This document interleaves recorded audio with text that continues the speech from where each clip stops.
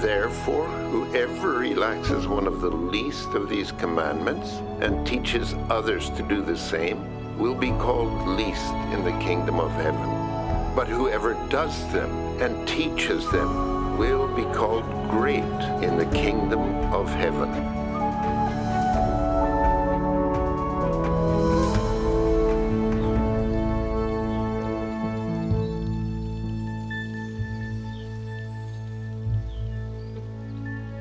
So, the least of these commandments, which ones is Jesus talking about? The least. It's the great commandments that are significant for our nation. The sacrifices, tithes, the Sabbath, the feast days, and circumcision, setting our people apart from the Gentiles. These commandments gather us and identify us as God's people. Setting up courts of law and rules for managing conflicts are important too. Okay, those are the greatest. Which ones are the least then? The ones that are impossible to enforce, that are really just theoretical. Like your pal here said, the law says, you shall not covet, but the law can't enforce that. Those who teach the law can't set up some system for detecting and punishing desires. But when people act on them, then the law can do something about it. But think if we all took the commandments about coveting deadly seriously and managed to keep them. Take these three. No one covets money, power, or someone else's spouse. We all have pure motives in these three areas. What would happen with all the laws about managing conflicts and disagreements? Let's hear that again. Take these. No one covets money, power, or someone else's spouse. What would happen with all the laws about managing conflicts and disagreements?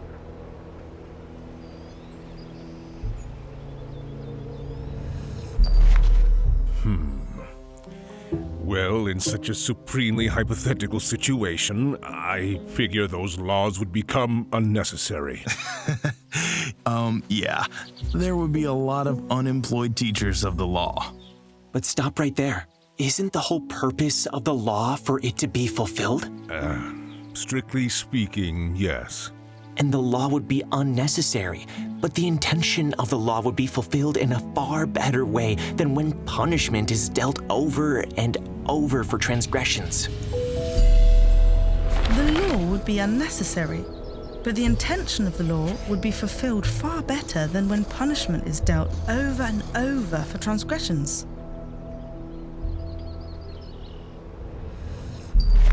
But you stop now. This is just a meaningless mental exercise, and typical of uneducated people to get all tangled up in things they don't understand. Like I said, the law can't detect and punish desires and motives. Here's why you don't hear about coveting in the synagogue.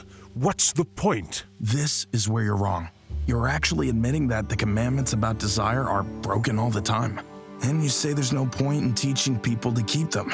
People who think like that, well, Jesus says you'll be called least in the kingdom of heaven. Blah, blah, blah. You two are living in a dream world. King David, our great patriarch, whom they called God's friend, even he didn't manage to tame desire. So how would we be able to? You have no real interest in overcoming desire. You covet power and status and use the law as a means to satisfy your own covetousness. Not strange that our people are in a bad way. I never thought I'd be caught agreeing with the tax collector, but here I am.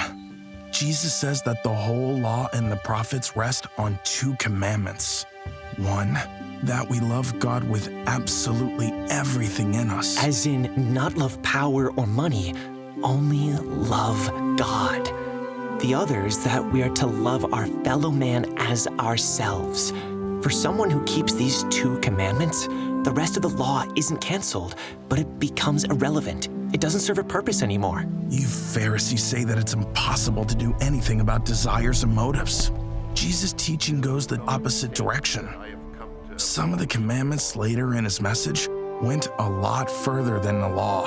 And none of these can be kept unless something is done about inner desires. So what's this something that needs to be done then? Do you have some magic formula? Absolutely not. Jesus says that there is a narrow gate and a narrow way, and if anyone wants to follow him, he must take up his own cross. But he promised to send us the Spirit of truth. It will tell me the truth about my own motives and desires, where the law doesn't reach. But he promised to send us the Spirit of truth. It will tell me the truth about my own motives and desires, where the law doesn't reach. And the last thing he said before he left us a few days ago was this: soon we'd be baptized by the Holy Spirit, and with it we would be given power. He also promised to be with us from his place in heaven. So we get help in the way that we see the truth about our covetousness, our desires, our intentions, and we also get power to do something about it. The truth makes us free, really free from slavery to sin. I see it as a quiet revolution which could change the world. Okay. Let me know in a few months how this is working out for you. Oh, I think you'll hear about it. We disciples have started gathering to pray that Jesus sends the Holy Spirit as soon as possible. We really long for the age of the Messiah, when each of the least of these commandments will be kept. Only then will people have true joy, peace, and harmony.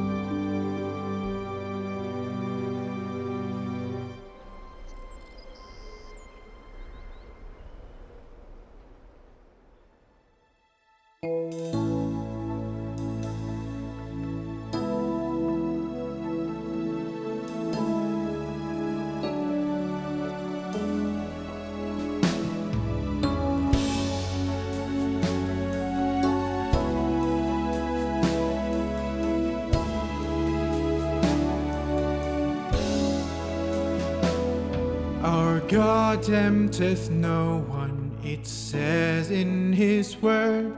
'Tis lust of the flesh that entice us. In times of temptation we firmly must stand. God's power to uphold us suffices. When you are in need, then to God boldly pray. Seek help at his throne in temptation. The Spirit obey, yes, suffer each day. He'll crown you with joy and salvation.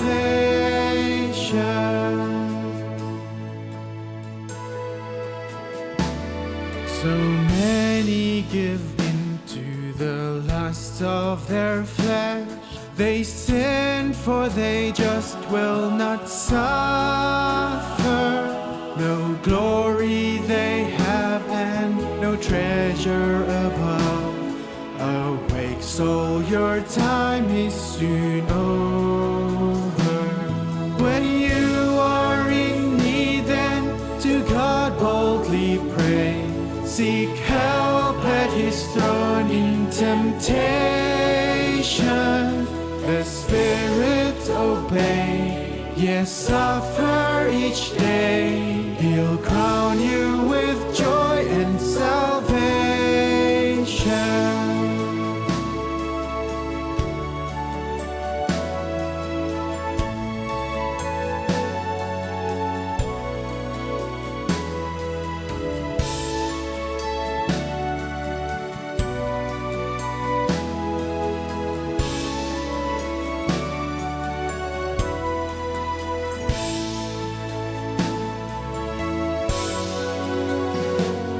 The bride follows on in her dear master's steps, and strength in her love she possesses. Her mind is set free from all people and things, and therefore she's always victorious. When you are in need, then to God boldly pray. Seek help at temptation, the Spirit obey, yes, suffer